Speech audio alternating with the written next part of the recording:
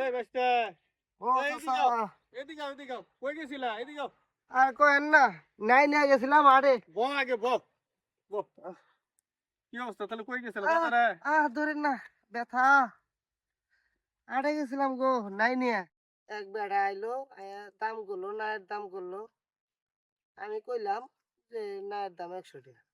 এক নাই দাম 100 টাকা হ্যাঁ এই 10টা দামে নাই তুমি 100 টাকা চাইছো দাম চাওয়ার হাতে আমার কোনো কথা নাই অমনি মায়ের মায়ের শুরু করলো মারবো না কি করবো তোমারে